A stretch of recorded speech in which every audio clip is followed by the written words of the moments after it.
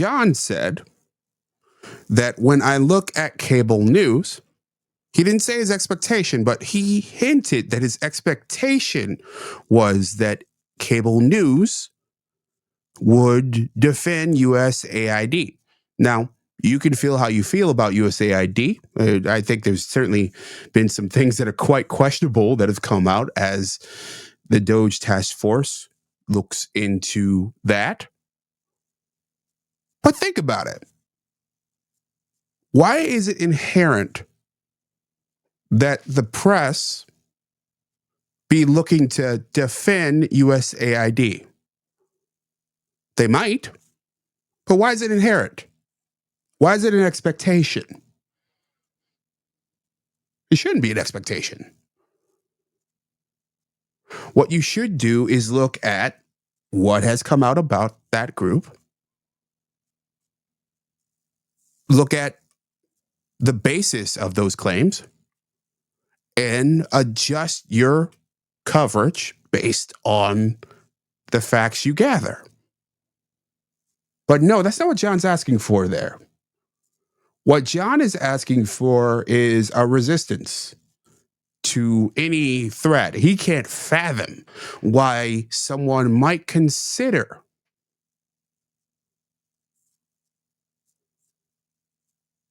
not defending USAID or going at it from an even-handed point of view.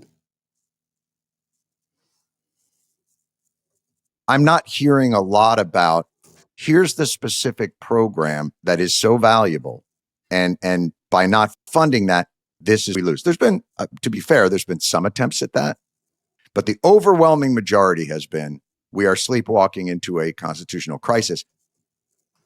He's right about the tenor of the coverage. The tenor of the coverage certainly has leaned toward Elon and Doge making the moves that they've made is sleepwalking us into a constitutional crisis. And that phrase has been used repeatedly. But it's once again interesting. He's not asking for an even-handed approach. What he's asking for is a confirming approach. He has his perspective, and he wants the news he is consuming to reflect his perspective. Again, taking the bait of the larger thing and not defending the efficiency or value programs. What I would expect from the press is a debate on, is this program valuable? What is its value? And what is the waste that comes with it?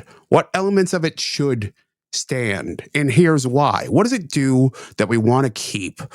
And why? And what should go away? Have a full-throated, fully fleshed out back and forth on it.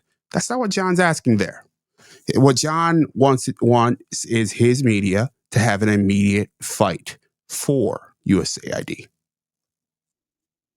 I would take it just one step farther. And I State Department, I think USAID is a tremendous institution. I don't think it should be a front and center top messaging argument. Should people in Congress defend and use every lever of their power to prevent the Trump administration from gutting it? Yes, because they play a pivotal role cracking down on corruption, defending a free press, a million things. But I guess when it comes to how the Democrats are communicating with the public, the things that the Trump administration are doing that they should be talking about more, in my view, are getting access to people's personnel information, their social security data, anybody who's applied for a government job, that's millions of people. Halting programs, which a judge this week said they haven't actually put back in place all of the funding halting of the funding that they said they had. Those are the kind of things that if you are not really, if you think government is, government's not popular, as you all know. Congress is not popular. Why would that be? Right, I don't know. Institution's not popular. True. So if you're trying to reach people who are like, ugh, government, Washington, then talk about how this program that's being cut off is helping your kids have early childhood education. It's helping you get Medicaid access. It's helping you farmers have subsidies. But that seems obvious, Jen. So yes. Okay, so let's stop it there. And that I think is one of these things that both pieces are interesting. A, she's correct that if you are going to communicate a message, any kind of message, message that connects and converts, it should be about, hey, what X, whatever X is doing for you. It shouldn't be about so much. It shouldn't be some far-flung, abstract thing that you should be defending. It should be about the specific thing and what the specific thing can do to affect your life. It should feel. You should be about feeling. And the interesting thing, especially how that those last few seconds with Jon Stewart, he was like, "Hey, this is inherently obvious." Well, maybe not. I mean, it's one of those things. Psaki pointed to a number of elements that you could argue, hey, this is what USAID does, in that these are great, awesome, terrific things, defending democracy and press in other countries.